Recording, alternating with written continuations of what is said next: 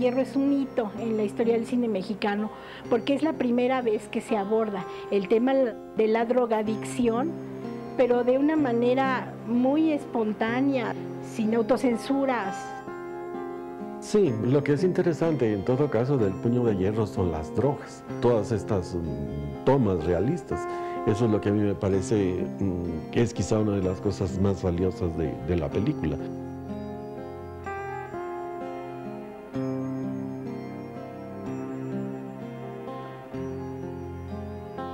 Bueno, en el caso de Gabriel García Moreno, también precisamente se aprecia un dominio extraordinario del lenguaje cinematográfico. Pues es un ejemplo de un cine regional. Por la razón de carácter técnico, era todavía posible hacer producciones regionales.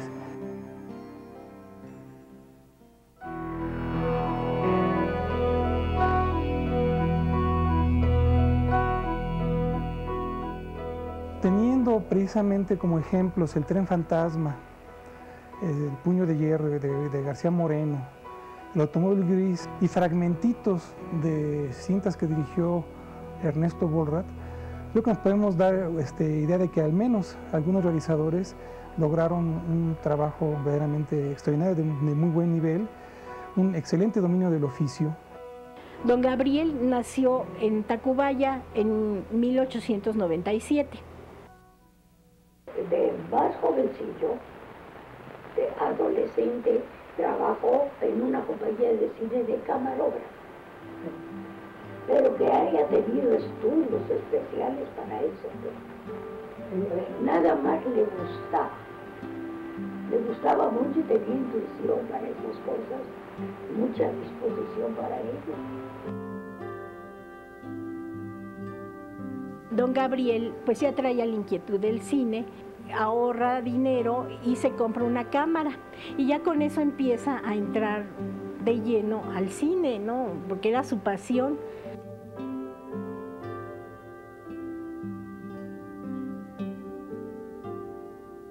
Sin escuelas de cine, y me imagino que no habría mucha literatura en aquel entonces, pero él asimiló perfectamente las técnicas.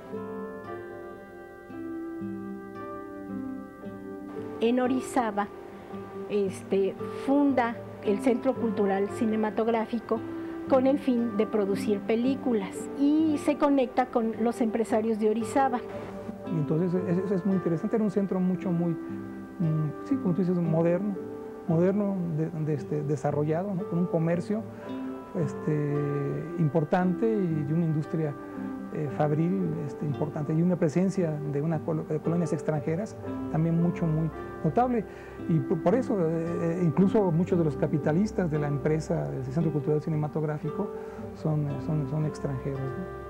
Hacen una asociación donde aportan dinero y aparte don Gabriel emite bonos que vende entre la gente para lograr un capital, que si lo logran, llegan a formar un capital de 100,000 pesos oro. Mire, ¿sabe lo que él decía? Que él hacía negocios a base de saliva. Levantaba negocios nada más por entusiasmarlos. Y después otros eran los que se aprovechaban porque él mayor provecho de lo que hacía. Porque era bueno para organizar cosas, pero muy malo para administrar.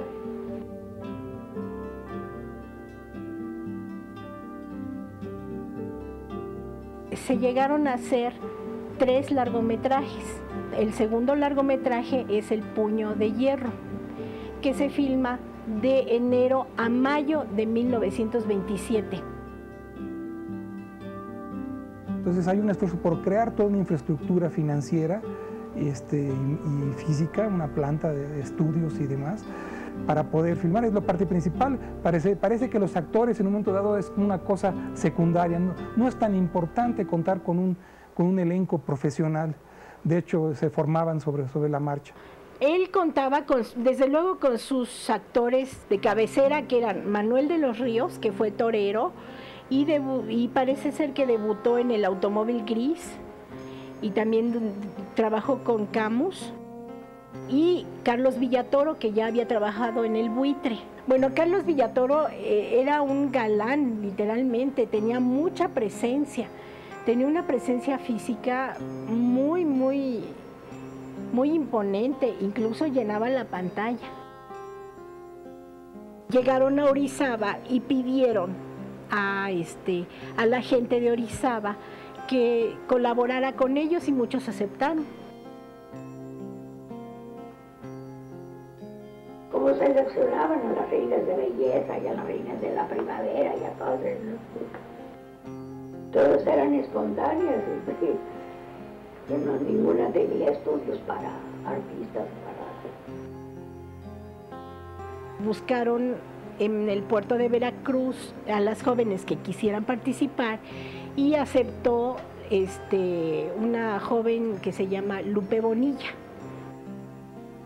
Y si vemos el resultado en las películas de Gabriel García Moreno, él tenía el talento, la capacidad para dirigir a sus actores, que eran en general improvisados, y darles una enorme naturalidad en la actuación.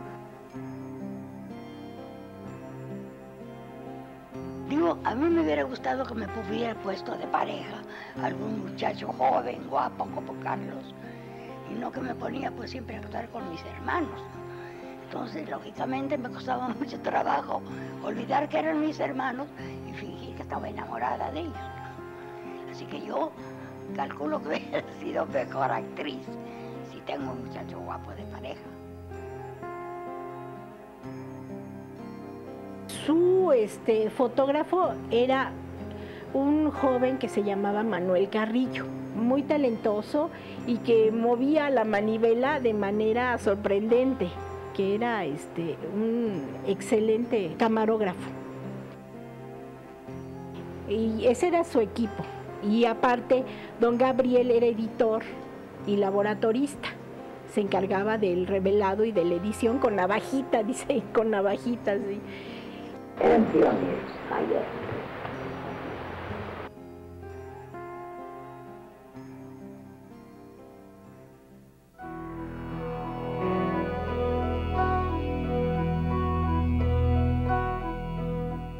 A mí me parece me parece muy buena fotografía para la época en que fue hecho, ¿no? Carecían de muchos recursos, pues ahí, o sea, según yo, ahí le faltó una poquita de iluminación, pero pues no había modo de tenerlo probable.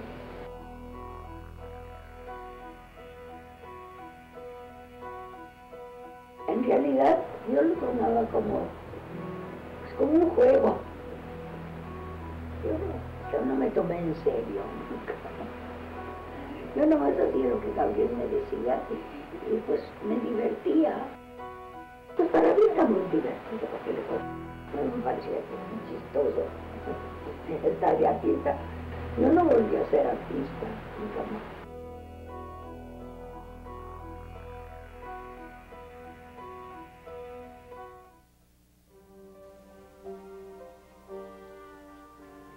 Tiene una asimilación del cine norteamericano sorprendente.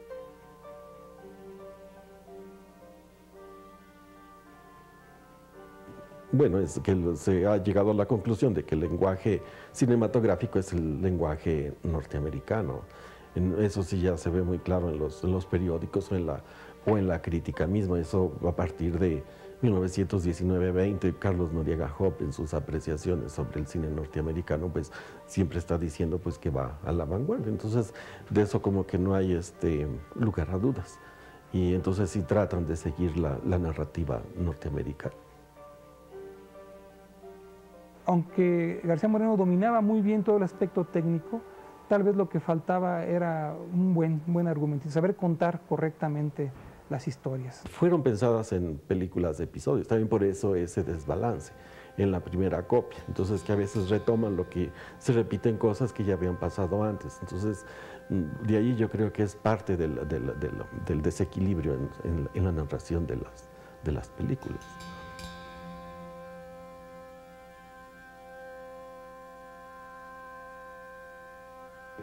ahí lo que decían era que vamos a mostrar nuestro progreso social, de cómo nuestras costumbres están a la altura de la burguesía norteamericana o europea. Entonces vamos a mostrar al México moderno, ¿verdad? Que mucho por eso surge también el cine argumental.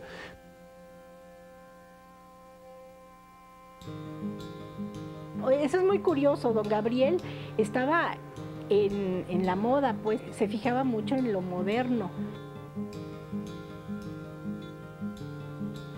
Orizaba era un sitio muy próspero y había mucha preocupación en la prensa por lo que ellos llamaban pues, la vida de su juventud dorada. Sí, muchos de estos jóvenes provenientes de familias adineradas pues se dedicaban, entre otras cosas, ¿no? Había problemas de drogadicción de todo tipo, de cocaína, morfina, etc., ¿no? Seguido, es un asunto frecuente este problema en la prensa de la época.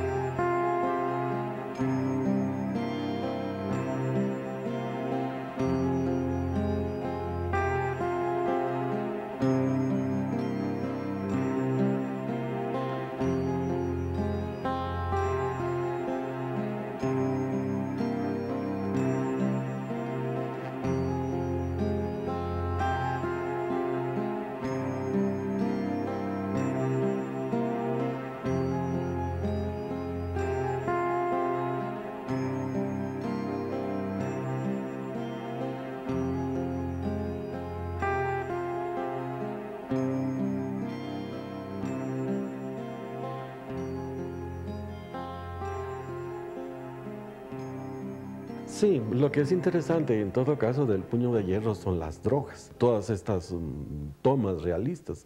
Eso es lo que a mí me parece que es quizá una de las cosas más valiosas de la película.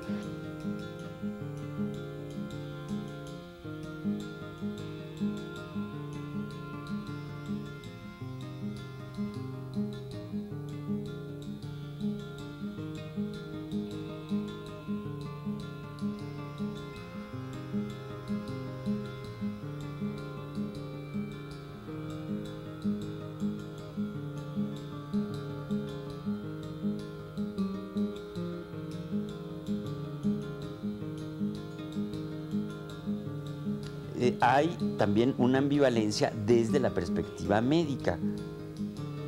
Lo que serían drogas como la morfina, la heroína, la cocaína, la codeína, ¿no?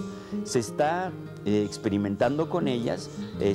La morfina se utiliza desde luego también con fines anestésicos, con fines de alivio del dolor también. Y libremente, ¿no? Se consiguen en las farmacias, de hecho, ¿no?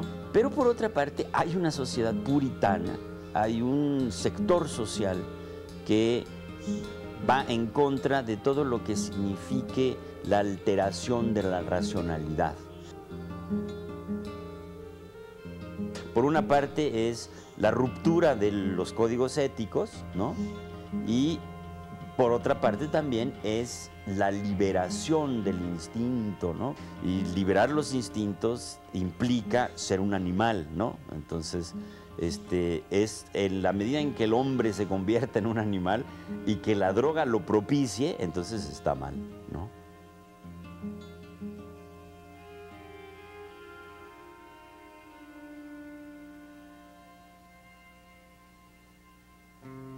Este es tal vez uno de los aspectos que se intenta presentar en la cinta de una manera muy artificiosa y muy tramposa, presentando a veces los males de la drogadicción a través de la presencia de gente, de niños que tienen problemas, pero que son de tipo congénito, totalmente ajenos al problema de la drogadicción, pero que la idea, el impacto, el interés es provocar, asustar a la gente, ¿no? Son los males de la drogadicción.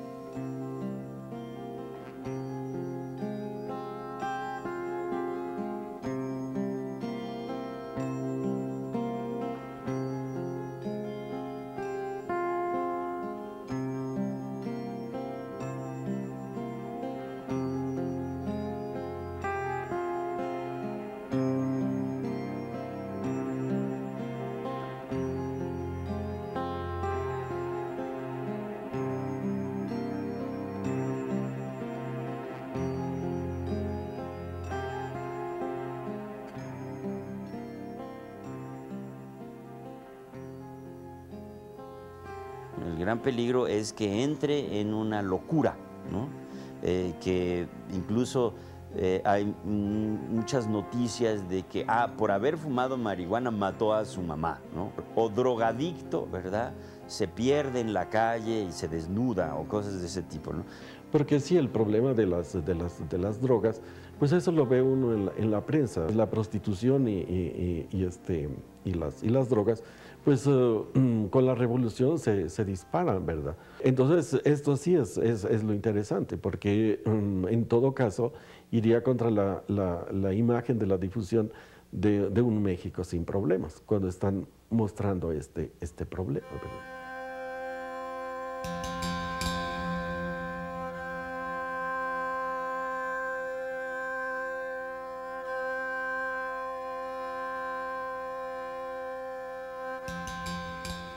Las referencias que se tienen fotográficas de estos espacios apelan por lo general a un ambiente oriental. No hay que olvidar también que en la década de los años 20 hay cierta proliferación de la pornografía también. Entonces, muchas de las fotografías de mujeres desnudas aparecen precisamente en ámbitos orientales. Y existe toda esta cosa de que los orientales tienen otro código moral, ¿no? Entonces, por eso es que se apela también en buena medida a esos espacios, ¿no?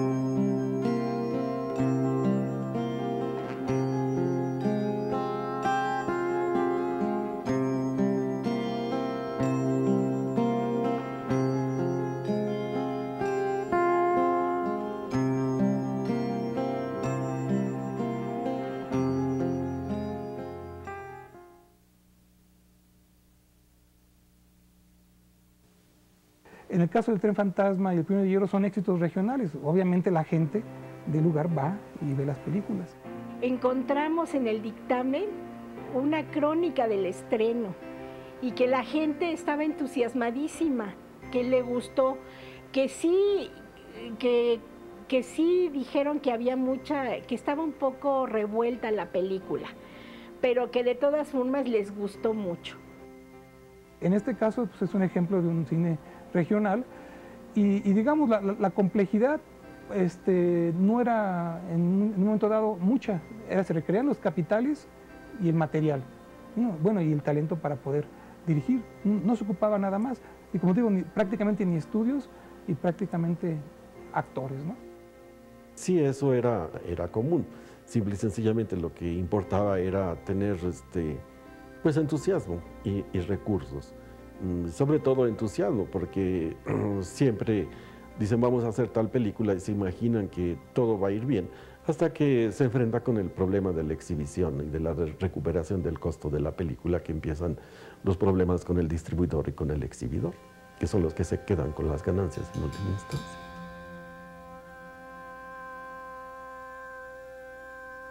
No sabemos por qué ya no se volvió a exhibir. Esa película no se exhibió aquí en la Ciudad de México. Probablemente no ganó lo que esperaban. No hubo ganancias. El productor era don Guillermo, don William Mayer, ¿verdad? Entonces el señor William Mayer pues se dedicaba al negocio del tabaco, pero no tenía ningún nexo con las cadenas exhibidoras. Entonces pasó lo mismo, es decir, vendió su producto a precio fijo y si hubo ganancias, pues las ganancias se quedaron con los exhibidores o en todo caso los distribuidores. Entonces es complejo, digamos, el negocio del cine mudo en México. Entonces casi cada película es un caso diferente. Si analizamos estos periodos, son muy pocas las empresas que realmente hacen más de 5 películas, más de 5 títulos y desaparecen. Realmente muy difícil hacer un esfuerzo continuado. Esto ya se logró solo hasta los 30, ¿no? El señor Mayer conserva las películas, tiene el cuidado de conservar El tren y El puño de hierro. Y pasan los años, la familia cambia su residencia aquí a la Ciudad de México y según el hijo Lorenzo Mayer, la tenía en una bodega por muchos años.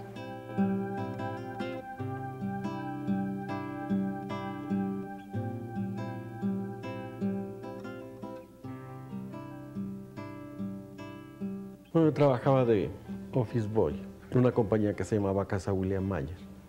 Y yo tenía 15 años. Y había un señor que preparaba la correspondencia todas las tardes. Y él cerraba los sobres. Había una estantería de madera, un estante grande de madera, donde él preparaba la correspondencia. Y entonces abajo había unos rollos de película y acetona. Entonces me dijo que un pegamento muy bueno para pegar los sobres de la correspondencia era haciendo ese pegamento con trozos de película con acetona. Y pues sí, se me hizo monstruoso lo que estaba haciendo, pero pues no, en ese momento no podía hacer nada, porque era en el escalafón de la oficina, pues era la última categoría, el último nivel. Entonces, pues nada más me quedé callado. Como 1 año, 2 años después, también ya había yo subido un poco más en el escalafón de la oficina y me habían hecho jefe de archivo. Entonces ahí fue cuando aproveché de separar, quitar los rollos de película de esa estantería y meterlos en el almacén de la papelería. Entonces, por lo menos ya no se destruirían, ¿verdad? Que era lo que a mí me preocupaba. Pensé, bueno, sería bueno tramitar una cesión de los negativos en custodia, ¿verdad? Que a ver si el señor Mayer está de acuerdo en ceder a la universidad en custodia estos negativos para preservarlos. Entonces ya hablé con el señor Mayer, hablé con Manuel González Casanova y llegaron a un acuerdo y entonces ya pasaron las películas al acervo de la Filmoteca. Que eran 7 rollos de nitrato. En el caso del puño, tuvimos la suerte de tener el acceso a otras fuentes documentales que las anteriores no tuvieron. Por ejemplo, la entrevista a Hortensia Valencia, el archivo del actor Carlos Villatoro y la pieza clave, la sinopsis que está depositada en el Archivo General de la Nación. Esa sinopsis la depositó don Gabriel para hacer su registro. Empecé a leer la sinopsis y pedí a Filmoteca la película. Entonces comencé a escribir cada escena, la comencé a describir, las escribía y de repente me voy dando cuenta de que las escenas estaban revueltas, pero leyendo la sinopsis, quedaban armadas y la película en papel quedó armada, siguiendo los párrafos y las escenas. Y yo dije, ay, pues está completa. Entonces yo dije, bueno, esto es un trabajo de un buen editor. Y le propuse el trabajo, el proyecto a Manuel Rodríguez, que es profesor del CUEC, es editor, y él aceptó.